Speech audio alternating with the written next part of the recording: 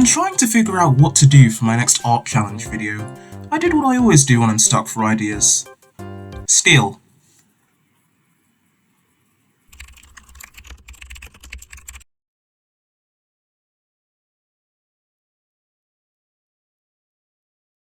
Yeah, this works. Hi everyone, and welcome to another art challenge video. This time, we're doing the Superpower Generator Art Challenge. I'll leave the website I used in the description below. And without further ado...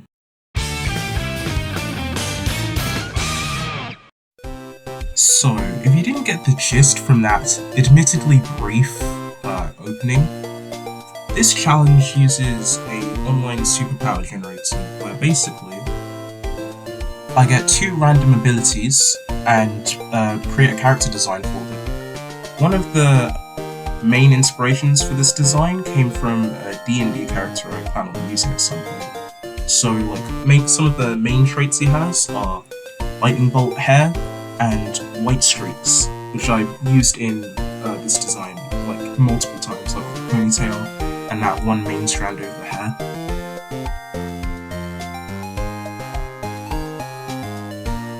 As for the other elements of the design, I tend to just pick them from wherever. Like the eye patch came from the original idea being sort of a shinobi. I don't know if you're aware of those characters in anime, but they tend to wear an eye patch for some reason or another. And I thought, hey, that could be a fun idea to put in.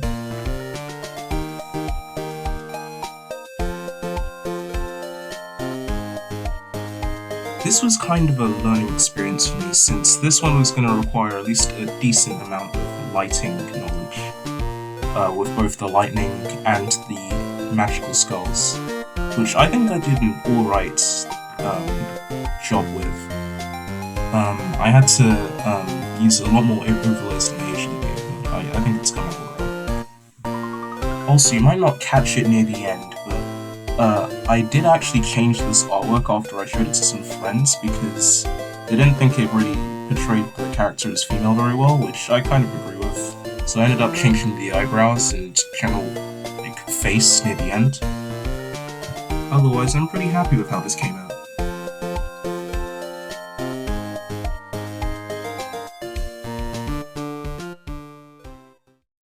Alright, next up is...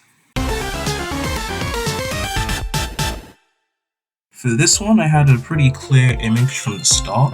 I kind of wanted this jumping motion, so I guess most comparable to a dolphin dive.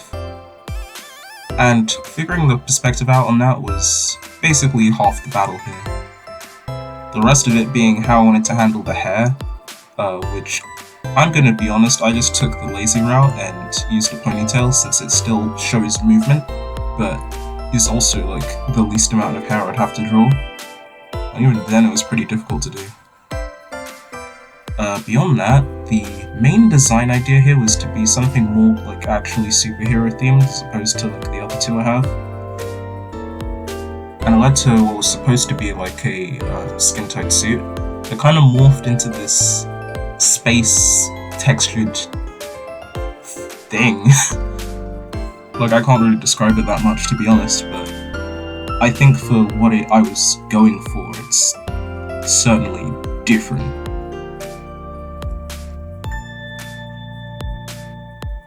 Beyond that, most of the time was spent just trying to make the portal look not terrible. I did reference some of the images, for the game portal, to see if I could try and mimic those types, and for the most part, I guess it looks like one, but I think that learning how to do effects and such is going to be most of my time spent improving over the next year.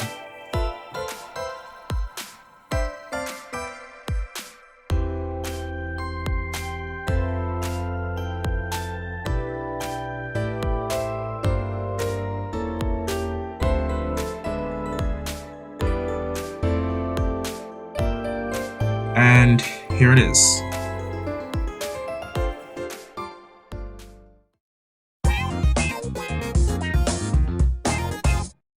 Okay, Last up, we've got bionic arms, eyes, and adaptive learner.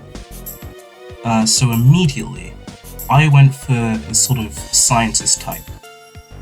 I guess you could say I wanted some sort of gentlemanly vibe from it, although he did end up looking really smug.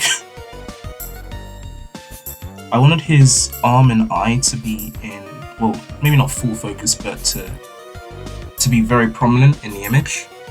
So I had him holding it up, and the eye glowing, well, not subtly, but from behind his arm. Since while I was drawing it, this guy ended up looking a lot more smarmy. I did really like how the turtleneck looked on him.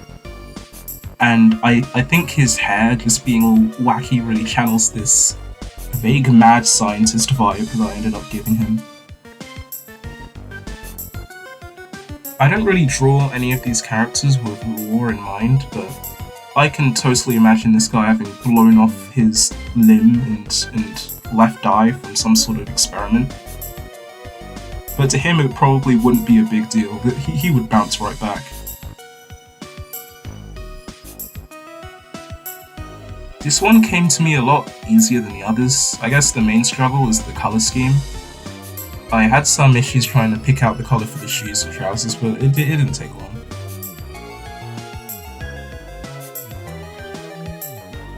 I'm also really proud of, well, for one, the shading. I think I employed just the right amount because sometimes I tend to overdo it and it just looks a bit messy. But I also think that the overlay that I used was really, really good. Like, I don't think I've done one this good before. Like, it genuinely added depth in my opinion anyway. I was really happy with how it turned out. And here we are. And, well, there you have it.